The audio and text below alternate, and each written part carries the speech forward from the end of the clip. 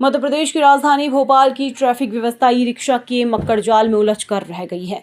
शहर की और हरे, नीले, लाल और सफेद ई रिक्शा नजर आते हैं। इन ई रिक्शाओं के चलते पैदल चलने वाले, वाहन चलाने वाले परेशान हैं।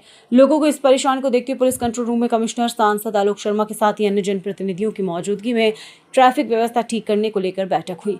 बैठक के बाद सांसद आलोक शर्मा ने कहा कि ई रिक्शा के लिए नियम बनाना बेहद जरूरी है। नाबालिग ई रिक्शा चला रहे हैं। स्कूल की परिवहन सेवा में ई रिक्शा लगे हुए हैं।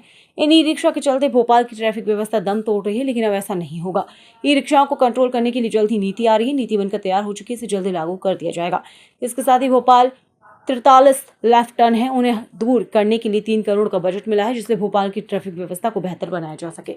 भोपाल को अतिक्रमण से मुक्त होना चाहिए और भोपाल का ट्रैफिक भी चुस्त दुरुस्त होना चाहिए। भोपाल का ट्रैफिक भी बेहतर होना चाहिए।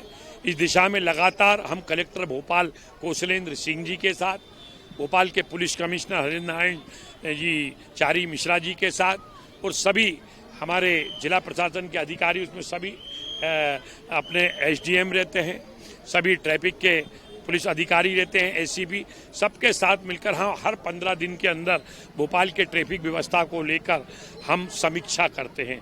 हमने आने वाले समय के अंदर जो बैठक के अंदर चर्चा हुई है, 42 ऐसे स्पॉट हैं जो लेफ्ट टर्न हैं, जिसके अंदर ट्रैफिक ठीक ढंग से मुड़ नहीं पाता है, जिसके कारण कई बार जाम की स्थिति हो जाती है।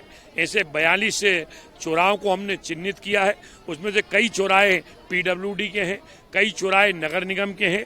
आज की बैठक में हमने निर्देश दिया है, जो चौराहे पीडब्ल्यूडी के हैं वो उन चौराहों को चुस्त दुरुस्त करने के लिए, लेफ्ट टर्न को ठीक करने के लिए वो एस्टीमेट बनाए, उसकी फाइल बनाए, और जो चौराहे नगर निगम के हैं, नगर निगम उसका एस्टीमेट बनाए, उसका प्राकलन बनाए।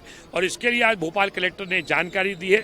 भोपाल के ट्रैफिक व्यवस्था ठीक ठाक हो, इसके लिए 3 करोड़ रुपए का फंड तो जिला प्रशासन के पास है, वो उसका भी हम लोग उपयोग करेंगे, सदुपयोग करेंगे।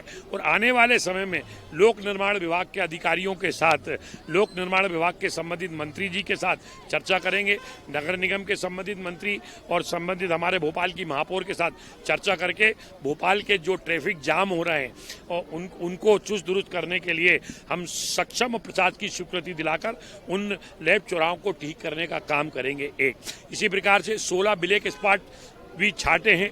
उन 16 ब्लैक स्पॉटों के ऊपर हमेशा एक्सीडेंटल जोन बन गए और वहाँ कहीं ना कहीं एक्सीडेंट होते हैं। और कहीं ना कहीं हमारा कोई भी भोपालवासी, हमारा आत्मीजन, हमारा परिजन उस एक्सीडेंट के अंदर मौत के आगोश में सो जाता है। उस दिशा के अंदर भी काम कर रहे हैं। आज और एक बड़ी बैठक में जो चर्चा आई है, जब मैं भोपाल का महापौर था तो हमने कई नगर निगम से हमने पार्किंग बनवाई थी, फिर स्मार्ट सिटी बनी तो स्मार्ट सिटी के बजट से भी हमने स्मार्ट पार्किंग एमपी नगर में बनवाई, टीटी नगर में बनवाई, संत हृदयराम नगर में बनवाई। परंतु देखने में आया है कि नगर निगम के कुछ अधिकारियों ने इसमें मासिक पास बना दिए हैं। जो स्मार्ट पार्किंग बनी है वो प्रातः 8 बजे खुलना चाहिए और रात को 11 बजे बनना चाहिए।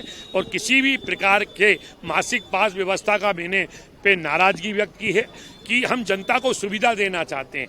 जनता अगर बाजार में आती है खरीद फरोख्त करने के लिए, पार्किंग उनकी गाड़ी के लिए बनवाई है। हमने पार्किंग को कोई मासिक पास के ऊपर किराए पे नहीं दिया है। इसका मैंने पुरजोर विरोध किया है।